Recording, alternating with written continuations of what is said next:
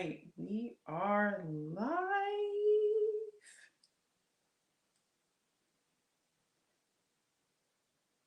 Hello, everyone that is joining us right now. Hold on, I gotta go to the wrong page.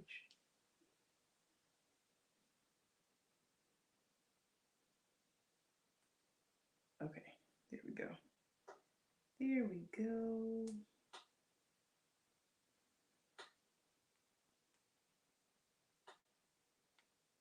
There we go. Share to a couple groups before we get started. Welcome everyone that's joining us right now.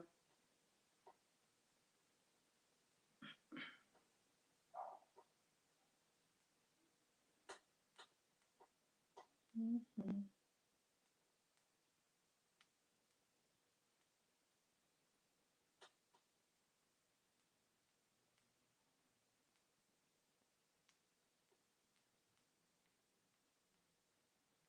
Guys, I'm literally a part of a lot of groups.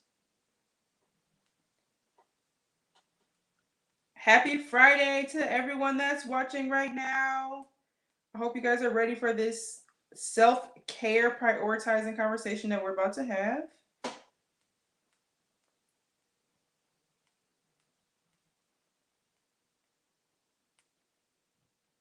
Okay, guys. All right. I am ready. So, welcome everyone to my Let's Talk Friday podcast today. Obviously, for those of you that don't know me, my name is Amber Nicole Speaks. I am a trauma and confidence coach, and I am here to empower women to show up and be their best selves and let them know the power that they hold, because a lot of women don't know how much power they really hold. And that's what you got me for. I let you know what it is, right? So tonight, guys, we have a special guest that's going to be coming on. So you guys need to make sure that you have your questions ready. Oh, make sure you have your wine, because we're about to have an amazing conversation. So sip up, go get your wine. If you don't already have it, you got about a minute or two, maybe not even that long. So go ahead, snatch your little wine up, get your drink going. We only doing wine, guys. I'm not talking about a bunch of hard stuff. I mean wine. We are having conversation with the ladies. This is a ladies' conversation. Not saying that men can't listen, guys. You can listen to, of course, when you hear women talk, you want to hear, you want to learn. It's okay. But tonight we are talking to the ladies. So thank you guys for joining me. Thank you guys for tapping in. At the end of all of this, we will be answering some questions for those of you that do have questions. Okay. Alrighty. So tonight we have a special guest, like I said. So the guest tonight has not been a guest on the show before. So we have to make sure that we are welcoming her. The Let's Talk Friday podcast, Amber Nicole Way. Okay. We have to make sure we let her know, right? So tonight our special guest is Johnae. Oh my God, I should have asked her how to say her last name, guys. Come on, no, I'm not gonna butcher this. Okay. Johnae D. Felicis. And if I said it wrong, Johnae, make sure you correct me when I bring you on, girl, because I didn't ask you how to say your last name. Anyways, Johnae is a stress and management mindset and self-care coach. I'm going to give you guys a little brief bio about her. Johnae is a writer, speaker, wellpreneur, self-care expert, and stress and mindset coach. Guys, it's all about the mindset. I say that to you all the time, so you know this is an important conversation.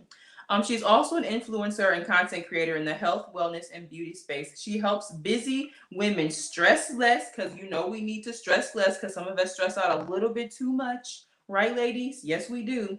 But anyway, she helps us stress less by getting organized and prioritizing self-care as a daily practice. Listen, ladies, I know a lot of y'all probably been going through some stressful times, especially with COVID happening, especially when we got these children at home that we got to teach, and some of us ain't taught in how long. Listen, I'm going to tell you right now, I am not smarter than the fifth grader. There's some math that my kid does. He's in seventh grade, by the way, but there's some math that my son does, and I'm like, listen, I'm gonna need you to go ahead and actually teach her a little bit more, because I don't know what X plus Y is no more. I don't know how to find the value of none of that. Sorry. If it ain't counting by tens and twenties and I'm not counting money, I can't do it. My bad. I just don't know how. I forgot how to do math. When you don't do it all the time, you lose it, right?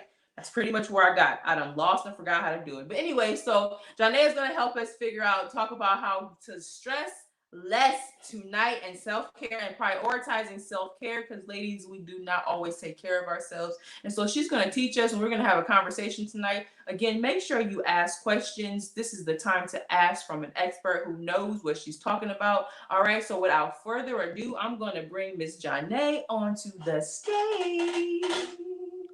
Let me bring her on, guys. Let me bring her on. Hello, Hey, Amber. girl. Hello, everyone. How are you? I'm doing fine Yes, this so I fine told Friday. them How are that. you? I'm good. I'm good. I said that they need to make sure that if they have questions that they ask you, because you ask her why she's on, and we need to make sure we give you a warm welcome while you're here. So thank you again for joining us. So for those listeners who, a lot of my listeners probably don't know you, so for those listeners who don't know you, if you can please share with us a little bit about who you are. Yeah. Hi, everyone. My name is Johnae. As Amber mentioned, I am a writer, speaker, and a stress and mindset coach. As a writer, I have bylines in Healthline and other women's lifestyle publications. And as a coach, I help busy women stress less by getting organized and prioritizing self-care. Nice. I love it. And like I was talking about before you got on, like self-care is one of those things that we hear it all the time.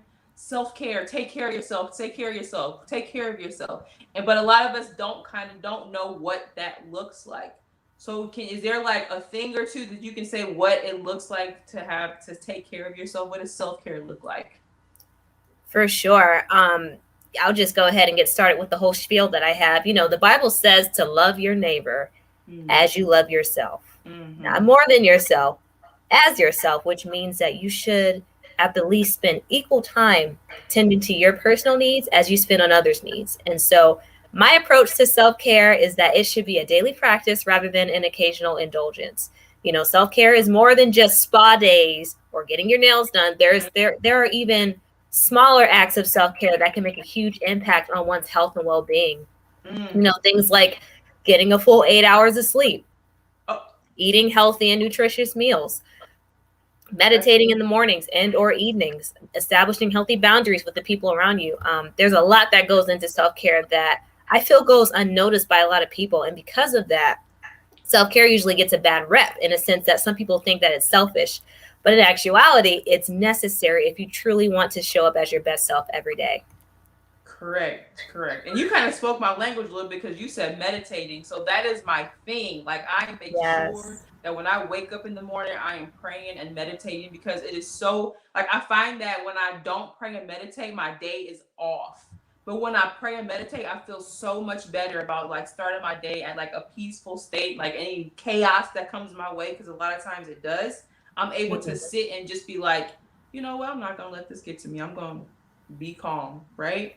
Yep, you and me both. That's how I like to start my day too. Prayer, meditation, affirmations, and journaling. Bam, same thing. I have a list of like 20 affirmations that I say daily or whatever that I got from. Do you know who Dr. Cheryl Wood is? I don't think so. Okay, well, a lot of people don't. But anyway, so she has actually she said on Clubhouse probably like a couple weeks ago, not a couple weeks ago, probably like 2 weeks ago, that she said, and there's these 20 affirmations that she said, and she's like, I say this every day. So I wrote down those affirmations, so I try to read those all the time. I also have affirmations on my my mirror that I say daily, and I switch those out based on like my season, what I'm in. So wherever I'm at right now, okay, I'm gonna take this one down, this one down, this one down. You know what I'm saying? So that's definitely important that we do affirmations, that we are constantly talking to ourselves in a positive manner. Oh yeah, absolutely. Because what you think about yourself on the inside, internally, it manifests itself in with your external reality. So yeah, it's important with mindset and keeping your mind in a positive place. Correct. So when I introduced you in your bio, you said that you are a wellpreneur, and I have never heard that word before. That's almost like when I say I'm a transformational speaker. Like transformational isn't technically in the dictionary, but that's who I am. So what is a wellpreneur? It's a hybrid term that I use as an umbrella term to describe what I do. But basically, it's a cross between a wellness advocate / professional and an entrepreneur. Yes. I love it. I love it. I like how we all putting our little words together, put a little spin on things. This is what sets me apart. I'm not like a wellness coach. I'm a wellpreneur. Okay. I'm Yes, not. there you go. Got to think outside the box. Okay. So I think we talked about that. How does stress? How do you think today stress affects women? Let's just say that stress can make the difference between a happy life and a not so happy life. And it's been reported that women are more likely than men to experience a great deal of stress. And so it's extremely important for women, especially with our generation. You have more working women who are kind of playing two roles here of wife slash mom and working woman. And so because of that, there's a lot of added stress that goes into that. And so it's just super important for women these days to manage their stress in a healthy way and to make sure that they're tending to their needs so that their stress levels don't go through the roof. Correct, correct. I agree with that because it's hard, especially like you said, being like a mother and a wife, and a lot of us women obviously work as well. So it's like we have a lot on our plate, and it's so hard to. We talked about earlier today that we think it's selfish that we start taking time for ourselves because it's like, well, I can't do that because I got to take care of my kids. I got to make sure my husband is good. I got to make sure I'm showing up for my job and being my best self for that. So when we're giving all of us, we really don't have nothing left for ourselves, which causes us to be overwhelmed, stressed out. A lot of people gain weight because they don't take time to be healthy and eating correctly because I don't have time to eat right. Let me just grab something really, really quick so I can go because I got to hurry up and get there. So, yes, I agree with that. Like women, we have a lot on our plate, but it's all about prioritizing because I personally, I've heard balance, but I personally don't think you can really balance because how can you really say that I can balance my job with being a wife, with being a mother? Like, I don't think you can balance any of that. What I think it is more about the prioritizing aspect of it. I got to prioritize, okay, what do I need to do right now? My son is in distance learning school. He really needs help. That's more important right now. So let me get that done. My husband might have to stay on the back burner a little bit. You know what I'm saying? He'll understand. I'll get to him. Like, although he is still taken care of. Yeah, I mean, as women, it's our nature to be nurturers, and like you said, we're the first ones to put our needs on the back burner to tend to everyone else's needs. But there are times when we have to make ourselves a priority, not just to show up as our best selves every day, but to show up as our best selves for others. So, yeah. Correct. So for you, if you had to think of like 2 to 3 things today that would say, women today, this is what some of the 2 or 3 things that you can start doing to start kind of reducing that stress level that we have. What are those things that you would say for them? Number one, start practicing self-care daily. If you feel like you don't have time for self-care, put it in your calendar because sometimes if it doesn't get scheduled, it doesn't get done. And you may think that, like I said, self-care is like the occasional spa day or getting your nails done, but it's not that. It's just mindful acts of making yourself a priority, making your health a priority. And so there are small ways that you can practice self-care daily, whether it be by eating healthy or, establishing healthy boundaries with others and things of that nature. Number two, getting organized and staying organized. My 3-step organizational system is simplify, automate, and delegate. On a day-to-day basis, try not to put too much on your plate because it will overwhelm you and it's the quickest way to burn out. And so with me, I try to keep my task list to a minimum of 3 to 5 tasks a day. Focus on those, knock those out, and then move on to the other ones on the next day after that, and the next day after that. And I also am intentional about the tasks that I take on. So to maximize my productivity, I focus on tasks that I am good at and that I know that I am efficient at. And then for the other tasks, I either automate them or I delegate them to someone who can kind of take it off of my plate and kind of just streamline those efforts on my behalf so that I don't have to worry about them. And then number 3, find a healthy outlet to release those feelings of stress. It could be exercise, it could be sports, it could be a hobby, it could be a creative outlet like writing or music. But yeah, healthy outlets are a game changer when it comes to releasing stress. So, yeah, those are my 3 tips. Practice self-care daily, get organized, and find a healthy outlet to release stress. So, like we talked about there, I love the fact that you say to practice self-care daily, because I agree with that. That's kind of that's what our prayer and meditation is. Obviously, is spiritual as well, but it's also self-care, and we making sure we do that daily, and that's how we become, I'm not gonna say stress-free, because we're not stress-free, because I still get stressed out about some things, but I'm able to handle it more because I've done that. I've taken care of myself in the morning, and then I went and done everything else after that. And then number 2 for you, number 2, how you said organize, delegate. What was the first thing you said? Simplify, automate, Simplify. delegate. So for the delegate part, I find sometimes for me hard, because it's hard to delegate, because it's like, well, ain't nobody gonna do it how I do it. Like, you know what I'm saying? Yeah. Like, I was I can the do that exact better. same way. Right. Or I can do it faster, or like, you know what I'm saying?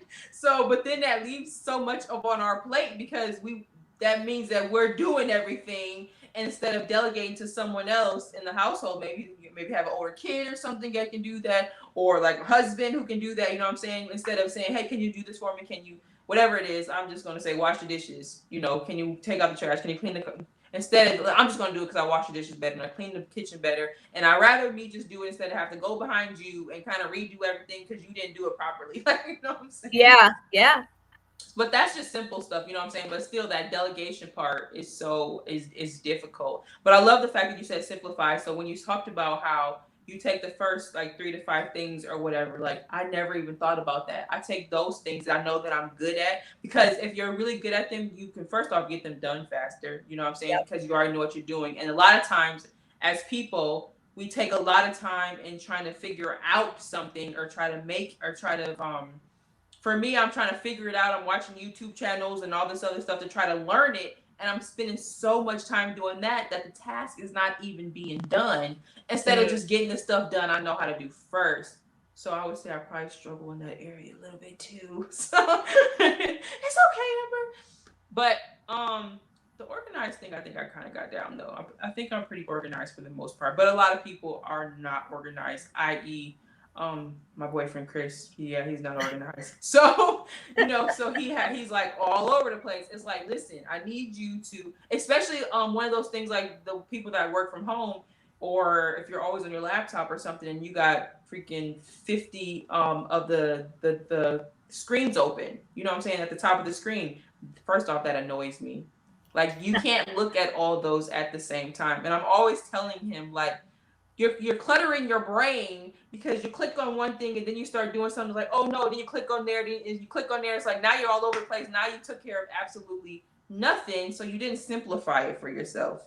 And I try to tell him time and time again that he needs to do that, but men are hard-headed sometimes. And let me go back to what you just said. There's nothing wrong with being a sponge. I encourage that. Learn all the things. Read, listen to podcasts, watch YouTube training tutorials, but know what to focus on your end and what to delegate at the end of the day. That's what it's all about. But I am an advocate of daily learning, because it keeps your wheels turning and it keeps you ahead of the curve in terms of what's trending in your industry, what's trending when it comes to marketing and things of that nature. So yeah, it's just about finding that balance. And I was just like you. Like, there is a time where I didn't want to delegate a thing, because I felt like I was the one who was going to perform the best on those tasks. And I was just kind of like holding on to them, like, I don't know if I want to give this up. But I just had to learn the art of effective communication and learn how to just effectively communicate my vision to the individuals that I delegate to, because if you give them enough instruction, they will follow it and they will perform to your expectations. So it's just a matter of having effective communication.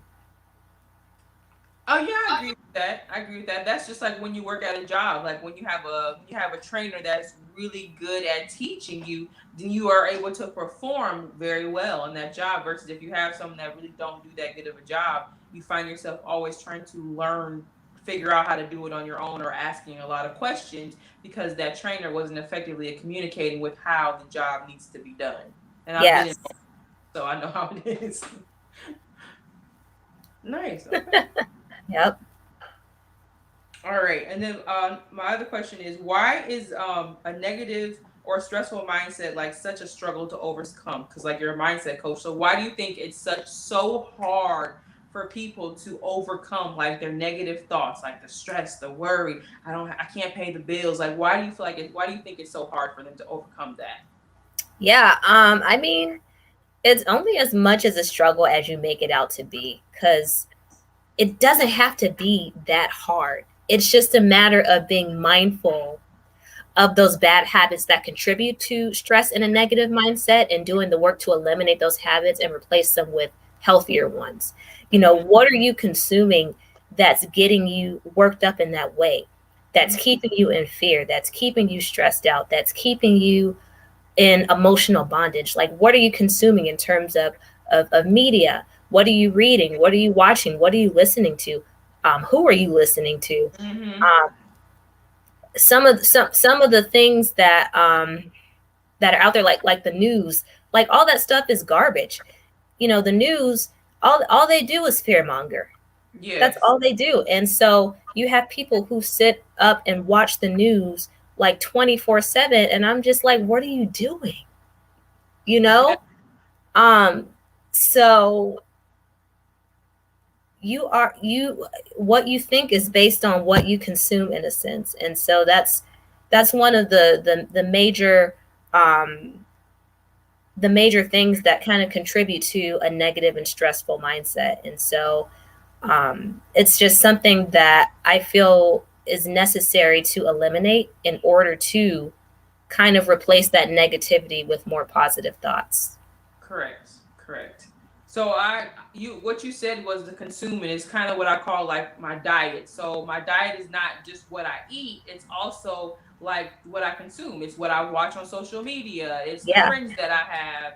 It's my environment that I'm surrounded. My diet is all of that. So I call it my diet. Like I have to make sure that I'm in. And another thing also with like those who wake up in the morning, the first thing they do is they pop open their phone. It's like, Yep. and then what do you see on there? Like, you know what I mean? A lot of times it's not the greatest stuff. Sometimes it's good. But I'm saying now you've trained yourself that that's the first thing you're doing. So we know when we get on our phones and we start scrolling, time goes by and it's like, oh wow, I done looked at this for how long? And now it's like, dang, I haven't really got nothing done. So that's kind of what you do in the morning. So then you're not able to have the time to do like that self-care, because now you done looked at your phone, you done got to scrolling and realized that it's starting to get later in the morning, and now you got to get up and you don't have time to take care of yourself no more. Exactly. And to overcome that, I had to retrain my brain to embrace the joy of missing out. So my husband and Mm-hmm. I, we try to keep our like bedroom as like this no tech zone where we don't bring our phones in here. It's our space to unplug, and it's our space to rest. And also, like you said, I don't want my phone to be the first thing that I touch when I first wake up. So a while ago, we got one of those old school alarm clocks, so I don't have to depend on the alarm on my phone to wake me up. That way, I can turn my phone off in the evenings and keep it outside of the room. And then when I'm ready to use my phone in the morning, it'll be out there for me to do so. And that also helps to get me up in the morning instead of staying in bed for hours at a time scrolling on social media. So yeah, for Yes, sure. yes, that's actually a good idea to do. I think I actually just heard that the other day. What was I? Oh, I was watching the Social Dilemma on Netflix. Oh, that was a good documentary. Yes, and the guy on there was saying how, because obviously they all worked in the techie world at Facebook and Instagram and all that, and he was saying like, I literally had to put my phone outside of my bedroom. Like I was like, when I go in my room, it's a no phone zone. Like, because Yeah, I yeah, start so scrolling, getting on my emails, and looking at all of this stuff, and then now I'm not paying any attention. yeah. And see, we talk about healthy boundaries with people. These days, we have to have healthy boundaries with our phones too. Yes, Yeah. definitely. And now that you brought that subject, now that you brought that subject up, that's one thing that I find with the healthy boundaries. By the way, that's one thing I find with like some of my clients is that they don't know how to set healthy boundaries. They don't like saying no. First off, and then they don't like setting boundaries even with people, especially because it's like friends and family. Like I can't tell them I can't do this, and I find it hard. So what would you say is some ways that maybe that they can start setting some healthy boundaries? I think that depends on their situation and how blurred the boundaries are with the So I'll give person you a who, scenario. How about this? So yeah. like let's say that we'll just use me. So I have a friend that she doesn't have a car. And so since we're friends, she always assumes that I'm going to be the one that's taking her places she needs to go. She needs to I'm go to the sorry, back. you're going out. I can't hear you. Oh, you can't hear me? Hey, can you hear me? I can hear You you. froze. Can you hear me now? No. Technical difficulties again. There. Oh. Now? All right, I think that's better.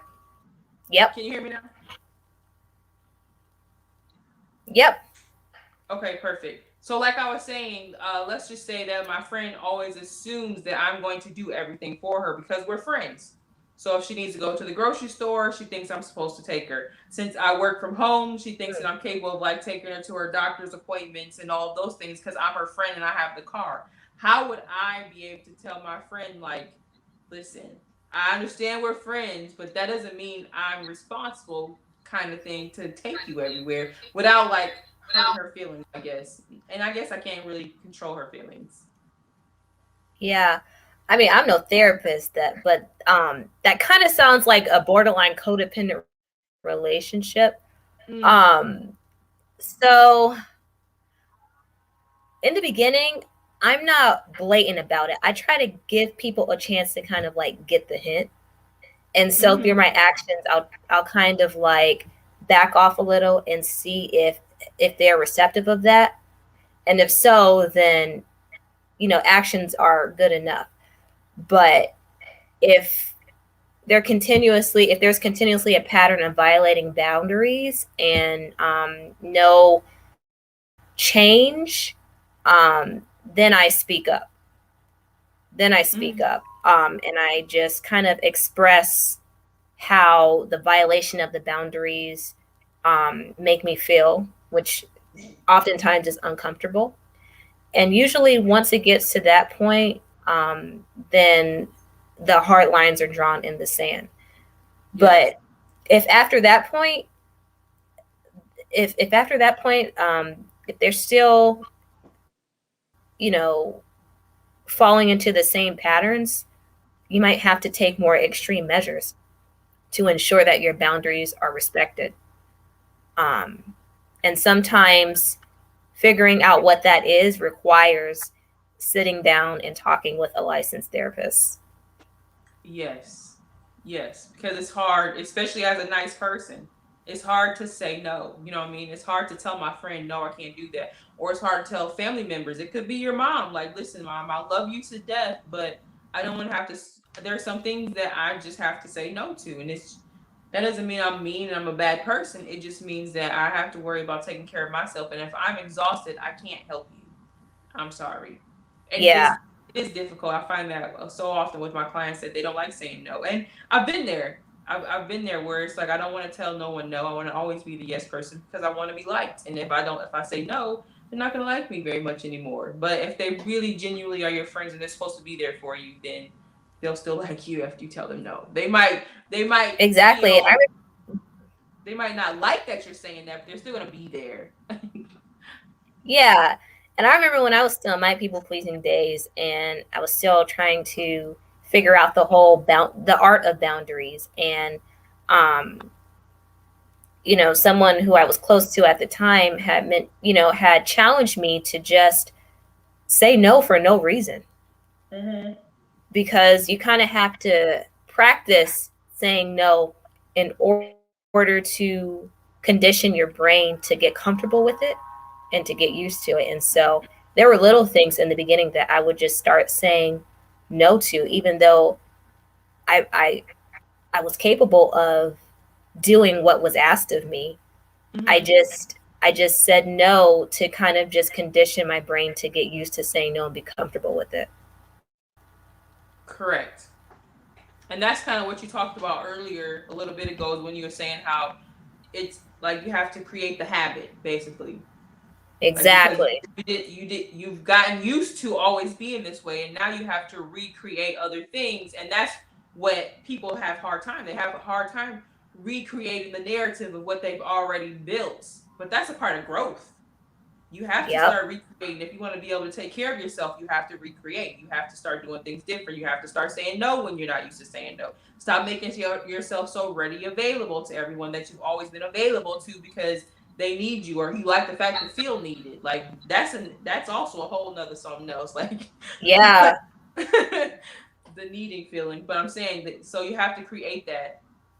And so for to go back to when we was talking about like this the stress level, what have you found or that's some things that you would say is um consequences when you don't take care of yourself, when you like stress out too much? Oh my gosh. Burnout. Burnout is like one of the main consequences of not tending to your stress levels. I mean, it happened to me. I graduated high school at 16.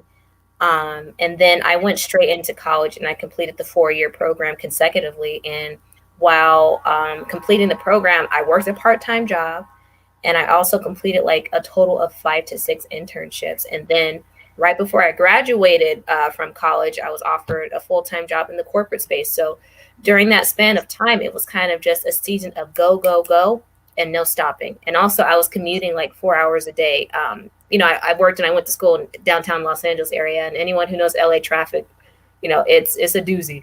Mm-hmm. But it was just a season of go, go, go, and eventually sometime later I reached my breaking point and I burned out and I burnt out.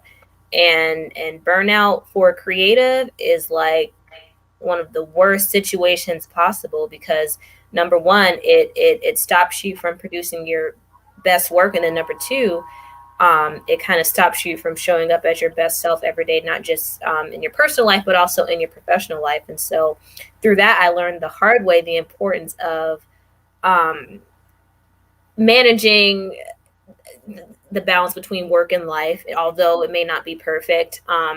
Practicing self care daily, practicing mindfulness. So yeah, burnout is one of the major consequences of stress. And let me just say, if you've never experienced it before, it's something that you don't want to experience. It's something that you'll want to avoid. Yes, yes, I agree with that. Um, I don't think I've ever experienced burnout per se, but I have had times where I felt like I was just overwhelmed. You know what I mean? Like this is too much. Like I don't know how much more I can do. Like, and for me, and I know my bad ways. So for me, if it's too much that I have to do, it's like I won't do nothing at all because it's like Yeah. I have too much. I don't know where to start. You know what? I'm just gonna sit down and watch TV because this is too much. Like you know what I'm saying? Yeah, that's why it's so important to simplify your schedule because if you put too much on your plate, like you said, sometimes you won't accomplish anything at all because you're too overwhelmed. Your brain is too overwhelmed with the thought of completing all those tasks in one day. So, yeah. Yeah. Yes. So really quick, I can't remember what I was watching. It was something on YouTube, some doctor or whatever. But he was saying how how women say that we multitask. He was saying that we really can't multitask is what he was Yeah. saying. He was like your brain is not that's not how it operates because you might do a little bit here or a little bit there, but technically you're not multitasking. You're just doing a little bit here, a little bit there. Like you know what I'm saying? I was Yeah. I guess that makes sense or whatever. In our minds, we think we're multitasking, but really, you can't do multiple things at one time because that's not how your brain operates. Yeah. And when you multitask, you can't put your best foot forward on the task that you're working on. And so that's why I use the Pomodoro method when I'm completing tasks. So it's kind of like a timer with 25-minute intervals where you kind of focus on one task during that 25-minute interval, and then you take a break, and then you move on to the next task, and then you take a break, and then you move on to the next task. But it basically ensures that you're not multitasking, that you're putting your focus, your full focus on one task at a time. And for anyone who's interested in exploring that, there's free timers on the internet that you can look into, like the tomato timer.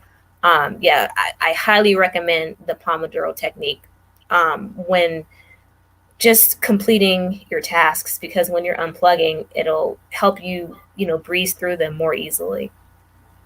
Yes, yes. And then like also I find that when I do that, when I think I'm multitasking, I forget what I'm doing. Like, oh, what was I supposed to oh yeah, I was supposed to do this. Like literally all of Yep. So yeah, so that we don't multitask. I never heard of that. Name that again. Pomodoro or The Pomodoro technique or Pomodoro method. And it's tomatotimers.com, I believe. It's the name of the website to access the Pomodoro timer. I've never heard of that. I'm gonna have to put that in the comments. Hopefully I spelled it. And there's apps for it as well. All right, I put it up there. Okay. Anyways, so yes, that's good. I never thought about that, doing that 25-minute increase, because it does allow you to really be able to focus on one thing at a time. And I think that's the problem, is the fact that people don't know how to focus on just our attention spans. As time is going, year after year and decade after decade, our attention spans are getting so much more smaller. Like, what I'm saying? We can't pay attention to nothing for a long period of time. That's why we find ourselves working for 10 minutes or whatever the case may be, then going on our phone and then going back. Then we're going on our phone because we don't want to focus for that long. Exactly. And they say like the best way to eat an elephant is one bite at a time. So think, if you have a major project that you're trying to accomplish by the end of the day and it takes a total of 8 hours, that's going to already overwhelm you mindset wise. And so that's why it helps to break down your tasks in, within those like 25-minute intervals, because it just makes it more palatable. Yes. In terms of conquering them. Correct. This conversation was really, really good. I love the fact, obviously we have a lot in alignment, especially when we talk about like the mindset thing. Like I talk about that all the time. I got a whole podcast about that as well. I mean, an episode about that as well. We're talking about like you have to control your mind. You have to, and when you learn how to really control your mind, I think that's when you really learn how to like de-stress, because you're mindful of what's happening. Okay, what's happening right now? Now I can de-stress a little bit better. Now I realize when I'm starting to get up there, I need to calm down, back up, take a step away, take a break from here. So like I love that, and how we've talked about how like the importance of self-care. Like it is so important. And you said a little bit ago, like self-care is not just going to get your hair or your nails done. I forgot I wanted to make light of that, because a lot of women think that, well, I take care of myself. I keep my nails done. I get my face made. My hair stay done every 2 weeks. It's like, I mean, those are part of it. Like, you know what I'm saying? I'm not going to say that isn't it, but that isn't all that it is, because that's really just a piece of it. Self-care literally is sitting down, being still, and really like taking care of you. Numero uno, take care of yourself. Number one, you have to really sit down and be still. And people don't know how to be still. That's why meditation is so hard for a lot of people, because it was hard for me at first. It was like my mind would be, I'll start, okay, I'm going to sit here. And then all of a sudden I'll be thinking about what I got to do next. I would literally probably be able to focus for like 5 minutes. And I'm like, all right, so after I get done doing this, I got to go here. I got to do that. Right? Yeah. So it is difficult. But luckily on YouTube, there's a lot of stuff about meditating and practicing meditation and learning how to be still or whatever. But so this conversation, I loved it. I love that we talked about this. Is there one final thoughts before we get into like your acting, the stuff that you have going on, because you got some big things that you have coming up, and I want to make sure we talk about that. So, is there one final thought that you would say that you think is important that women should take away when it comes to like self care? That they Like I said, if you feel that you don't have time for self care, schedule it in, because sometimes um, it's easy to neglect the practice of self care when it's out of sight and out of mind. Mm-hmm. So when you put it in your calendar, it kind of holds you accountable to stick to that goal of practicing it daily. Even if you want to start out with focusing on it 5 minutes out of the day and then bump it up to 10 minutes, 15 minutes. Um, Schedule it in your calendar if you have to. Yes, I agree with that. I agree with that. You do have to. When I look at my schedule, when I do my to do list, I put that in there. Like that's part of my to do list. You have to put down, okay, make sure I'm taking a break, make sure I'm doing this. For a little bit, I would do when I was like working for corporate America, but I was working from home. I would Hmm. take breaks like every at the top of the hour and like do like a small exercise. Let's just say some squats or something for just a minute straight, and that was self care. I'm taking care of myself during this time, especially when you're sitting all day long. So Yeah. yes, it really, really gets to you. So you have some things that you have going on, Miss Lady. You have a podcast or something that you want to discuss. So let's talk about that. Yeah, so the Happy Joy is my podcast and community for women. I relaunched it this month. I started back in 2015, but I decided to put it on the back burner a couple years later because I was working in the corporate space and I was overwhelmed and stressed with the busyness of that. But in 2021, I felt like it was the perfect time to revamp it because I know that there's a lot of us who could use more happiness and joy and positive thoughts in our lives right now. So the Happy Joy is it's a safe space for women to do the work to maintain a happy, healthy, and wholesome mindset. And on the show, we basically share the keys to that through my experiences and the experiences of my guests. And I know that you're going to be coming on the show soon, and I'm super excited about that to talk about confidence and how it's Yes. important, in the realm of mindset. So Yes. yeah, it just launched this month. The Happy Joy podcast is available on Apple, Spotify, Google, Amazon, Stitcher. So please go subscribe and listen in. And we also have a free community on Facebook called the Happy Joy Community for anyone who wants accountability for staying positive and staying organized. So definitely recommend that you join. Yes, I love it. I love it. And podcasts are definitely so big right now. And it's important that we are those are that are trying to level up and that's trying to be better, that they are constantly like listening to those like positive affirmations, listening to stories that's like them, listening to us as coaches that's helping them and giving them free tips on how they can be better. And you can just be riding in the car and just listening to that. So that is amazing. You guys make sure you are going to listen to that podcast, the Happy Joy podcast, and also the community. Yes, so because I find like I started this workout plan, and the only reason why I'm able to really stay on top of it is because like when I'm scrolling through my news feed, she has a community on Facebook. So I here and there I see like the women that's making transformation. It reminds me that I'm a part of this community. You know what I'm saying? So that's the accountability part of it. So the fact that you have the membership accountability, I mean the membership on is it Facebook you said? Well, there's a free community on Facebook, and then there's the premium membership. Okay. But yeah, on the Facebook group, members kind of get a taste of that accountability, as opposed like we're opposed to on the premium membership, paid members get a little bit more perks, but you can still get a taste of that through the Facebook group. Yes, but that premium is like, listen, if you're gonna go in, go all the way in. Don't just go Yeah. partially where you hear a little bit.